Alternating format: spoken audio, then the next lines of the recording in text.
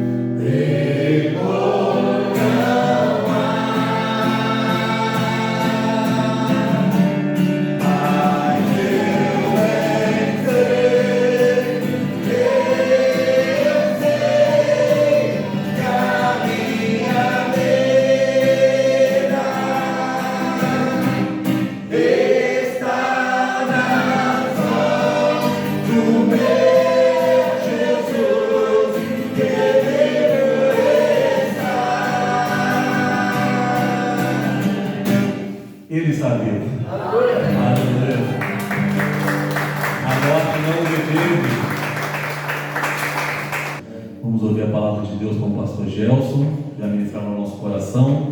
Boa noite a todos, a paz do Senhor. Amém. Se você pode estar de pé para essa primeira leitura, 1 Coríntios, capítulo 13.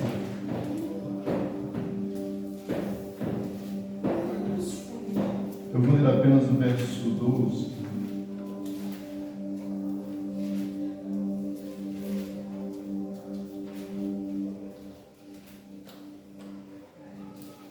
Paulo escrevendo aos Coríntios, capítulo 13, vai revelar a excelência do amor, e no 12 Paulo vai trazer uma informação que é bem importante para todos nós.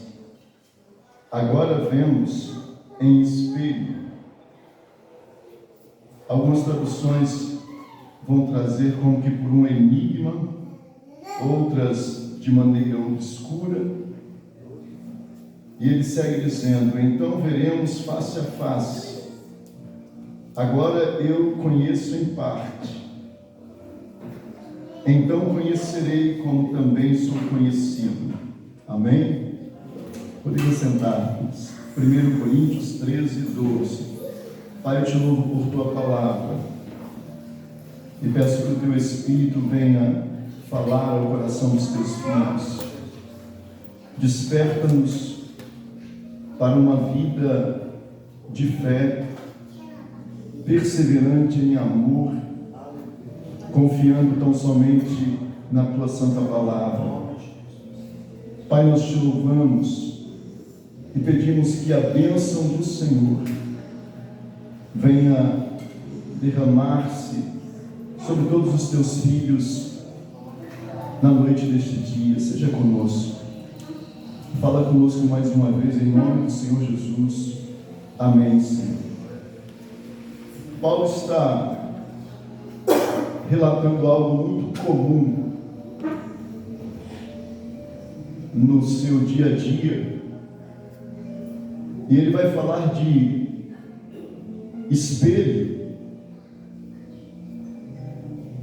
E nesta época não havia um espelho como nós temos hoje, onde o reflexo é perfeito. Vemos perfeitamente a nossa face, como somos, através do espelho. Nessa época era algum metal polido, bronze, prata, cobre, e aí se via o rosto meio desfocado, não se via a face perfeitamente. Paulo então está declarando que ao se olhar no espelho, ele se via de forma obscura, algo não correto na sua aparência, uma sombra próxima à realidade. E ele está falando que um dia vai acontecer que nós todos iremos estar diante do Senhor e o veremos de fato como Ele é. Hoje nós o vemos pela fé através da palavra, e não há como descrever Jesus, não há como nem descrever pessoa alguma depois da morte, porque a Bíblia Sagrada vai dizer que os que são salvos receberão um novo corpo. E nós não temos como decifrar isso corretamente. Jesus Cristo ressuscitou, e alguns não o conheceram depois de ressuscitar. Os 2 discípulos no caminho de Emaús o viram, mas não o conheceram. Não dá para informar corretamente a aparência de cada um após esta ressurreição. A Bíblia vai falar em Apocalipse 20, e o tema é meio triste, porque o texto vai dizer que os mortos ressuscitaram. E quando o texto diz sobre os mortos que ressuscitaram, a impressão que a Bíblia passa é que esses mortos estão mortos espiritualmente e vão ressuscitar da forma como morreram, de uma forma terrível, a aparência não vai ser nada agradável. Mas aqueles que dormem em Cristo vão ressuscitar com o corpo glorificado. Paulo então está falando que nós vamos de fato vermos face a face a Cristo e teremos esta vivência acima de qualquer revelação que eu possa trazer de palavra, de compreensão, com aquele que é o eterno, com aquele que habita na luz inacessível. Vai ser algo que, bem-aventurado aqueles que disto desfrutarem, bem-aventurados somos cada um de nós que recebemos a Cristo Jesus como único e suficiente Salvador. Eu quero ter, nesse tema, irmãos, uma reflexão sobre a questão do espelho. Porque quando Paulo fala de espelho, a Bíblia vai tratar isto, e o espelho, ele de certa forma é limitado, porque o espelho ele vai nos revelar somente aquilo que é físico, somente aquilo que é visível. Tiago vai falar um pouco também sobre isso. Vamos lá rapidamente, Tiago capítulo, creio que é 1 ou 2 aqui, Tiago.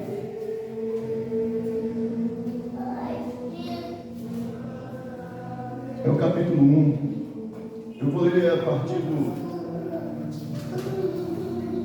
verso 22. Tiago vai dizer assim: sede cumpridores da palavra. Então o nosso compromisso maior é cumprir a palavra. Esquece o resto. Se você não atentar para a palavra, Deus tem compromisso somente com a palavra dele. A aliança de Deus é com a palavra dele. Ele mesmo vai dizer: eu velo por minha palavra para a cumprir. E ele vai cumprir a palavra. Sede cumpridores da palavra e não somente ouvintes.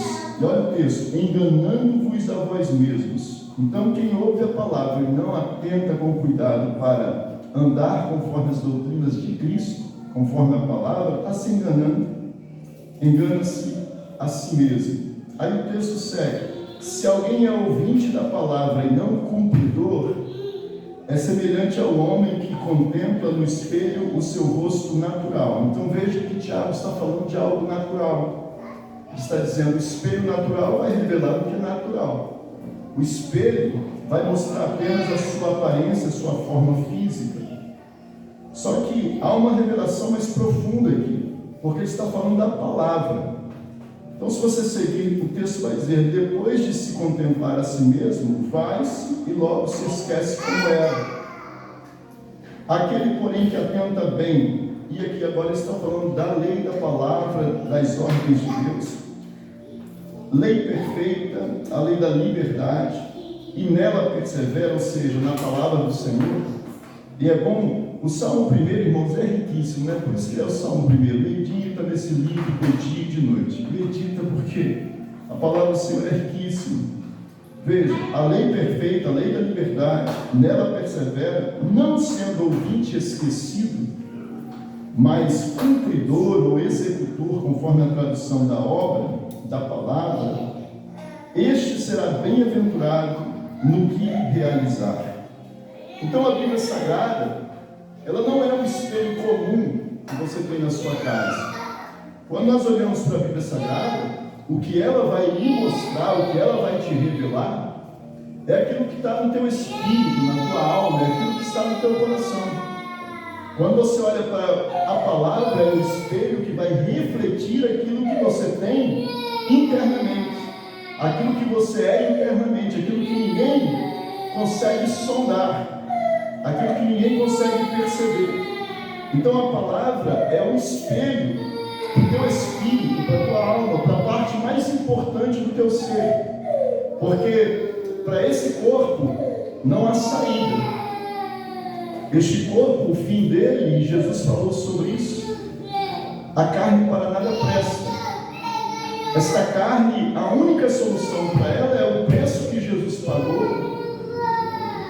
E sendo pago este preço, a Bíblia Sagrada, Paulo vai dizer isso, né? Semeia esse corpo corruptível, ou seja, um corpo mortal, um corpo sem valor algum.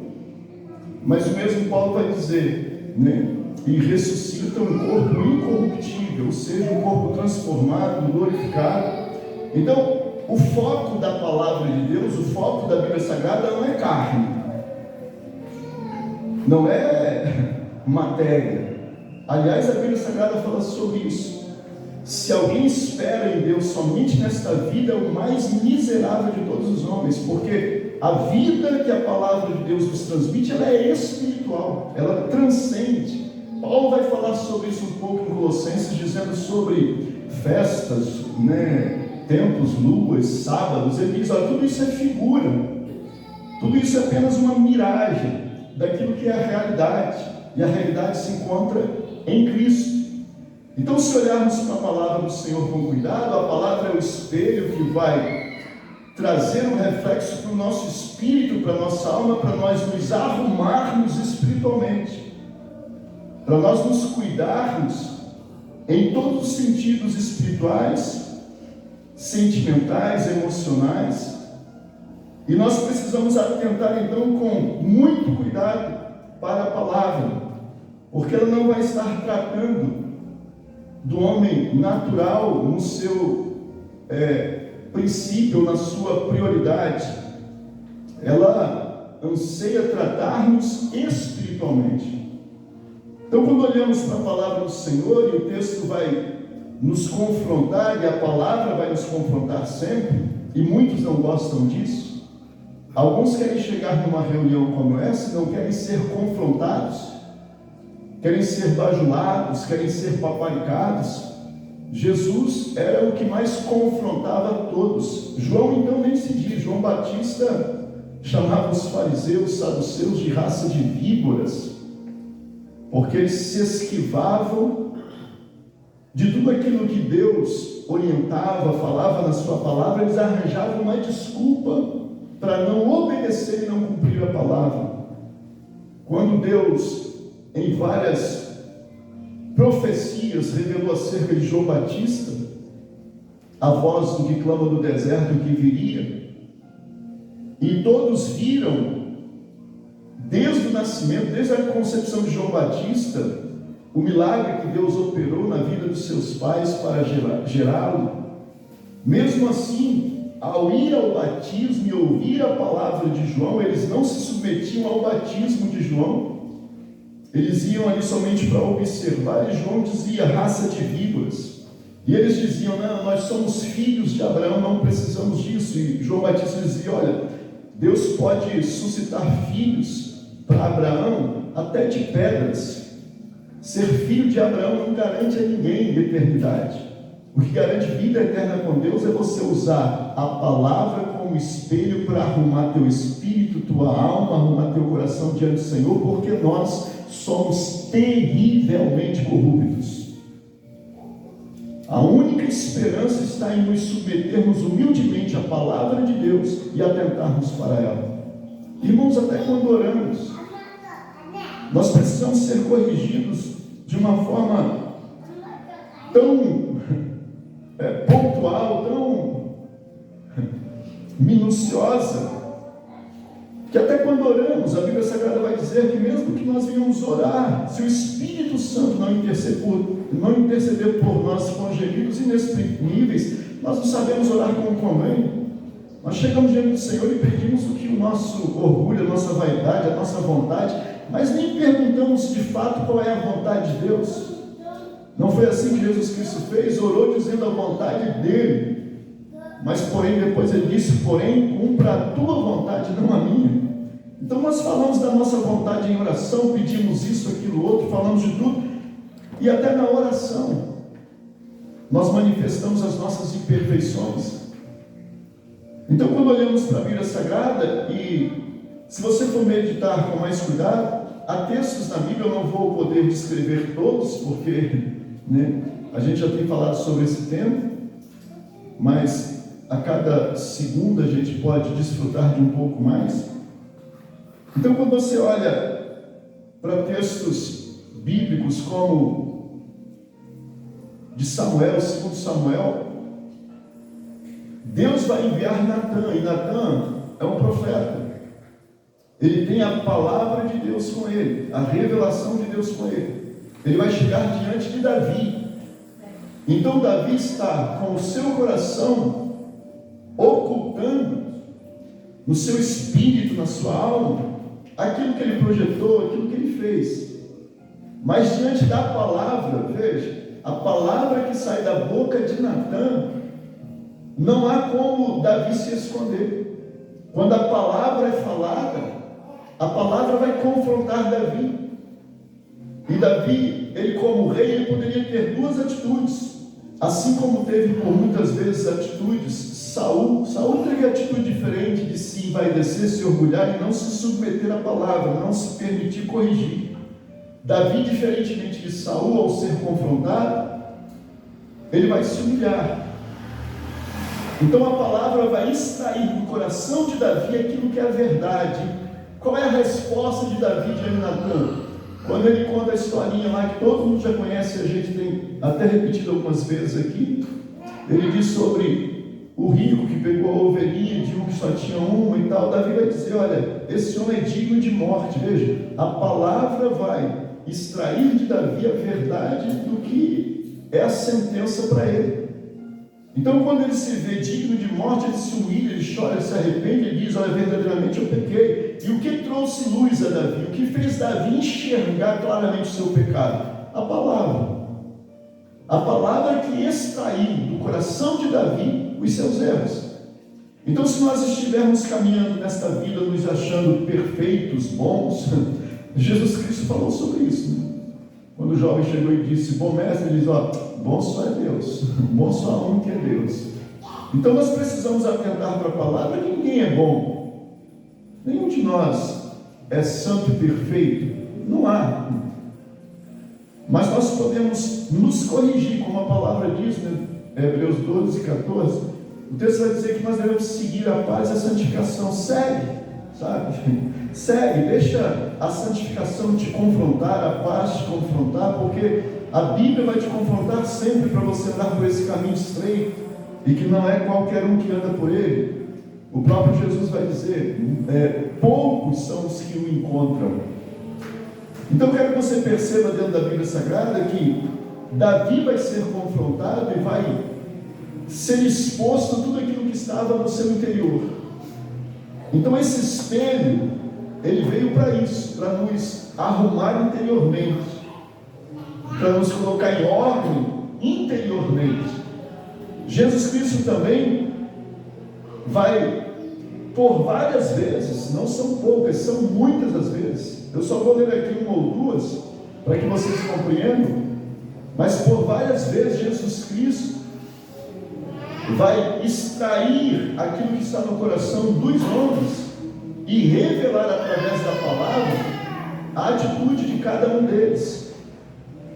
Eu só vou ler para ficar mais confirmado. Aí se você pegar em Lucas 9,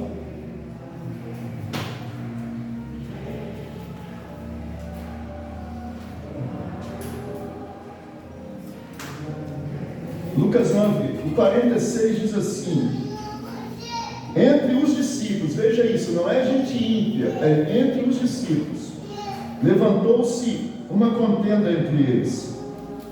Eles queriam, entre eles, saber qual era o maior, qual era o melhor. Aí olha o que o texto diz. Então veja que é Jesus. O texto vai dizer, conhecendo Jesus, né, o pensamento de seus corações. Então olha onde Jesus vai. Lembra do que Deus falou a Samuel acerca de Davi? Eu não vejo como vê o homem, porque o homem olha para a aparência, o espelho olha para a aparência, mas a palavra é o espelho do espírito, da alma. Deus está dizendo, eu vejo o coração, eu olho para o coração.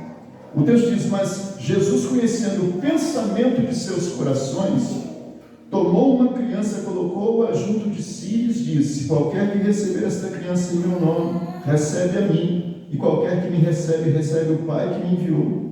Pois aquele que entre vós todos for o menor, esse é que é grande. Então, se você acha que uma criança para Deus não tem valor, Deus está dizendo que se você receber uma criança, você está recebendo a Ele e também recebendo o seu próprio Pai. Então, olha o valor que tem uma simples criança para Deus, que muitos talvez até desprezam. Jesus, então, conhecendo o que estava no coração, o pensamento deles. E é isso que a palavra de Deus faz. Ela extrai o que está no coração. Ela vai confrontar o que está no coração. Eu vou ler um outro texto que está em Marcos, capítulo 2.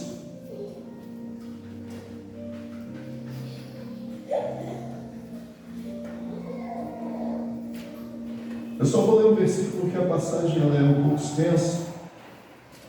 O 5 diz assim: Jesus vai falar, porque 4 homens estão trazendo um paralítico, não tem como entrar na casa, e eles vão descobrir o telhado e descer o homem pelo telhado. E Jesus, olhando aquela cena, olhando aquele homem, ele vai dizer esta frase: filho, perdoados estão os teus pecados. E era o que o homem mais precisava, porque o que nós mais precisamos, irmãos, é o perdão dos nossos pecados. Se somos perdoados, pode acontecer o que for com esse corpo.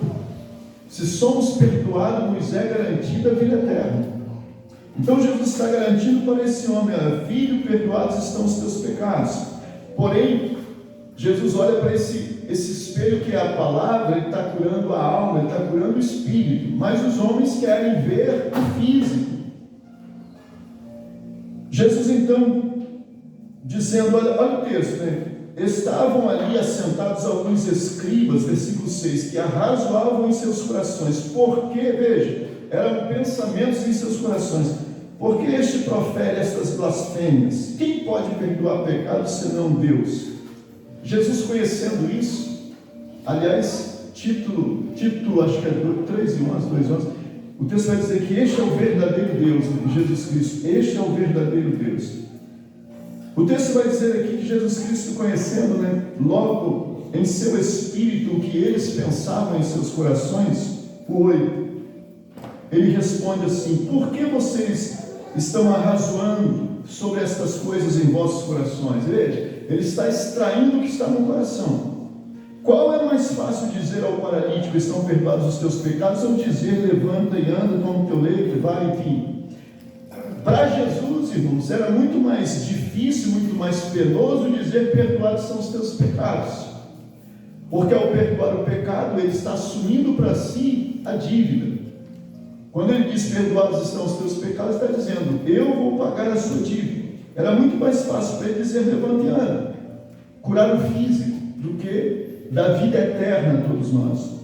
E Jesus vai continuar dizendo: para que saibais que o Filho do Homem tem na terra poder para perdoar pecados, a ti pedido, disse ao paralítico: levanta, toma o teu leito e vai para a sua casa. E assim sucedeu. Então Jesus vai extrair do coração daqueles que estão pensando. E por que Jesus faz isso, irmãos? Você vai ver isso em todos os momentos da vida de Jesus. Jesus ministrando, Jesus falando e confrontando os pensamentos dos corações, tratando aquilo que está no interior de cada um. Por quê? Porque como o Tiago disse sobre a palavra ser semelhante a um espelho, Jesus é isso. Ao estar diante de Jesus, ninguém consegue olhar nos olhos dele. A Bíblia Sagrada diz que os olhos dele são como fogo. Por quê? Apocalipse diz, Apocalipse 1, né?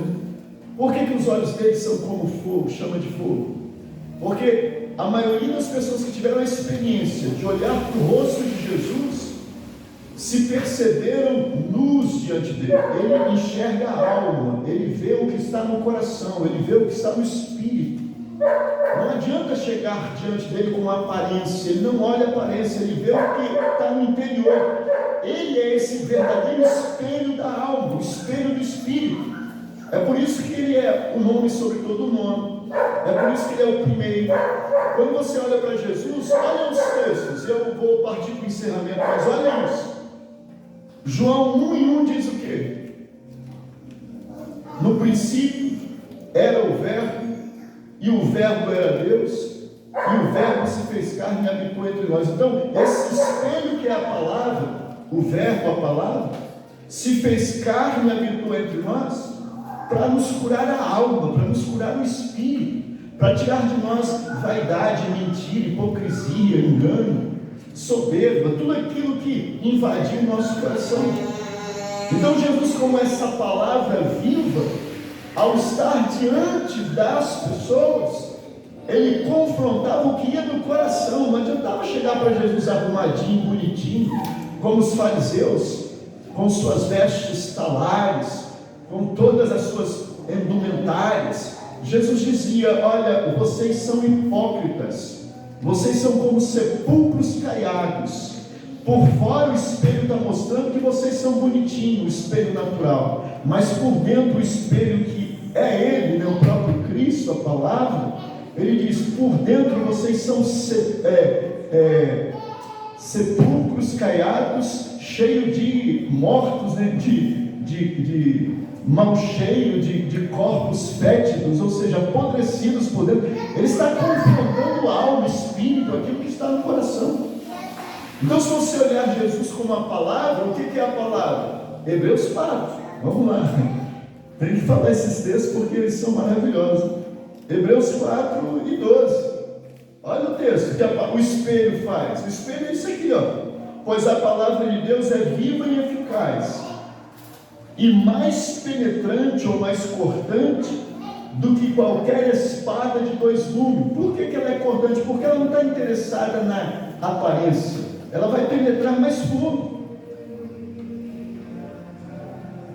penetra até a divisão da alma e do espírito. Olha onde Deus quer nos sarar, quer nos curar, quer mostrar quem somos. Olha o que Deus quer confrontar: alma e espírito. E o texto vai seguir: juntas e medulas, apta para discernir os pensamentos e as intenções do coração. Então, quando você se coloca diante da palavra do Senhor, você pode me convencer de que você aceitou o apelo de um pastor ou outro, de que você agora é um cristão. É isso, mas Deus está olhando para o teu coração. Se você não propor mudar o seu interior, não sacrificar a sua natureza carnal. Tem um texto que Paulo fala sobre isso, Romanos 7, eu não sei como é que está a hora, que eu não estou vendo a hora daqui. Romanos 7.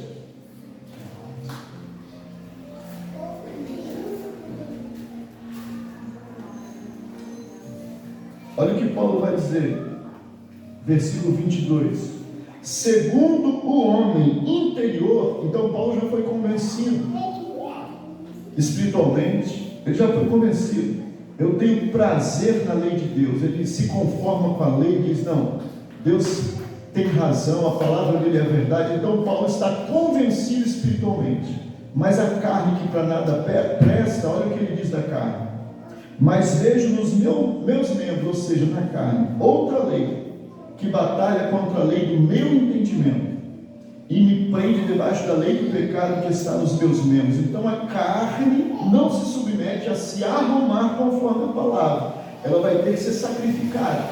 É por isso que Romanos 12 diz: ofereça o vosso corpo em sacrifício a Deus, porque carne não quer obedecer a Deus. Carne quer andar na sensualidade, carne quer andar em vaidade, carne quer mostrar que é melhor do que todo mundo, carne quer mostrar um monte de coisa, que é o mais bonito, mais isso, mais aquilo outro. Mas quando você se deixa confrontar espiritualmente, você vai se humilhar, você vai aceitar, andar humildemente perante a presença do Senhor. E tem um texto que eu gosto muito, porque Jesus fala sobre isso. Ele diz para que nós venhamos ser simples, né? Como uma pomba. É o nível de santidade, de pureza, de comunhão mais elevado. Simples como uma pomba. Não querer ser mais do que ninguém, nem melhor do que ninguém. Apenas se santifique. Apenas ande na presença do Senhor. Eu não posso nada por você, a não ser orar, distribuir aquilo que Deus me deu de dons, mas só você que pode tomar decisão sobre a tua vida.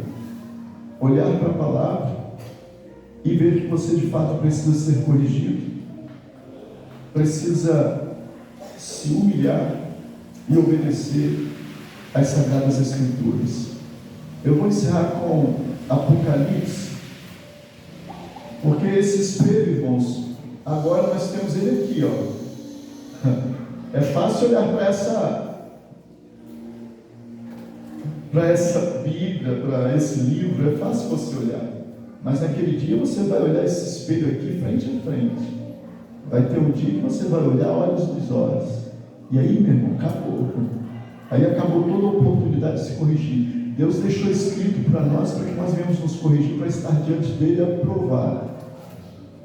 O texto de Apocalipse, no capítulo 19, vai dizer isso aqui, ó. Eu espero que você guarde isso no seu coração. O texto diz isso. Eu vou ler para onde que fica melhor, né? Vi o céu aberto e apareceu um cavalo branco. O seu cavaleiro chama-se Fiel e Verdadeiro, e julga e peleja com justiça. Então pensa numa justiça que está além de tudo que você já viu. A justiça de Deus é terrível. A Bíblia fala que Deus é zeloso. Então nada de sujeira vai passar diante dele. Preste atenção. Os seus olhos são como chama de fogo. Olha o que o João está vendo e está revelando para nós. Sobre a sua cabeça havia muitos diademas. Ele tinha um nome escrito que ninguém sabia senão somente ele. Estava vestido com um manto salpicado de sangue. E o nome pelo qual se chama é a Palavra de Deus, o Verbo de Deus. Então, meu querido, ó, se você não tiver compromisso com isso aqui, ser religioso não vai te levar a nada. Seja você o que for. Não adianta obedecer pastor, seja lá quem for. Se você não obedecer à palavra, se você não permitir que a palavra te corrija, não há comunhão com Deus. Só há comunhão com Deus quando você se submete a esta verdade.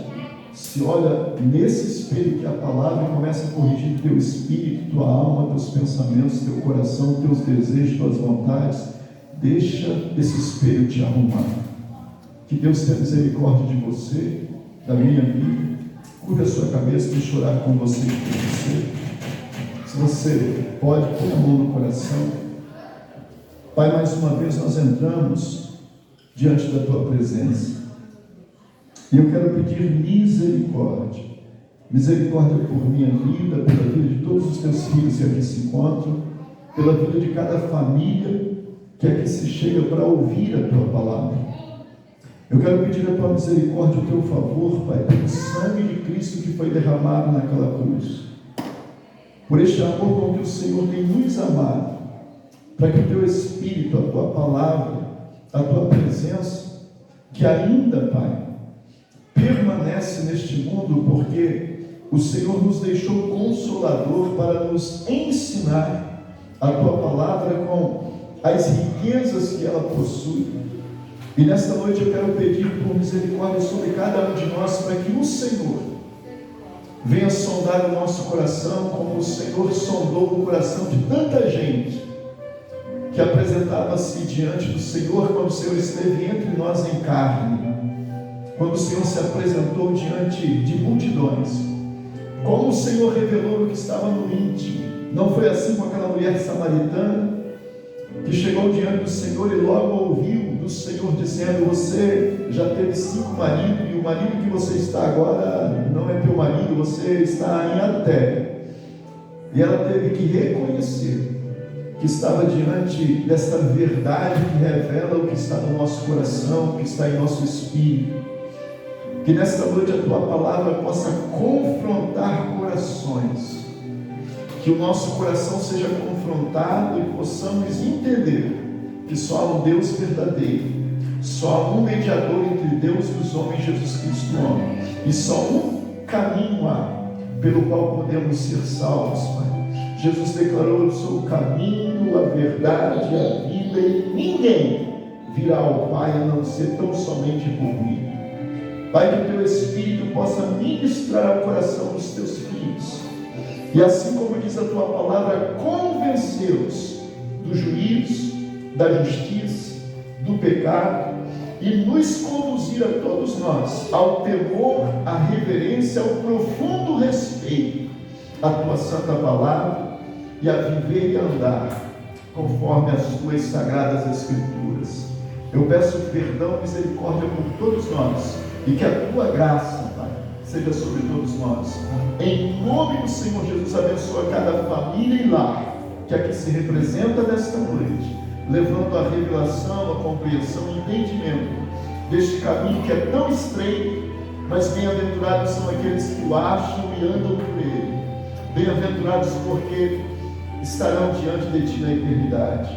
Eu te louvo por esses momentos e abençoo a vida dos teus filhos em nome de Jesus e de todos aqueles que estarão ouvindo a ministração desta palavra, em nome de Jesus. E você que assim confirma, crê, recebe, diga amém. Amém. Diga graças a Deus e aplaude forte o nome dele. Se você o novo adora, seja cadê o que horas, filho? 58. Vamos estar de pés. Obrigado pela presença de todos. Desculpa o tempo, que a gente ultrapassou um pouquinho. Faz assim com as suas mãos. Obrigado por vossa presença. Que o amor de Deus, a graça do nosso Senhor e Salvador Jesus Cristo e as doces consolações do Espírito Santo de Deus sejam com cada um de vós, não somente hoje, mas para todos sempre. Todos digam amém. Filhos, eu vou fazer um convite. O pastor Hugo vai estar ministrando agora quinta-feira ali na nossa igreja em Vale da Esperança, Assembleia de Deus, de 8 às 9 na quinta-feira. Se você puder estar conosco, será bem-vindo, tá? Deus abençoe a todos, vão na paz do Senhor.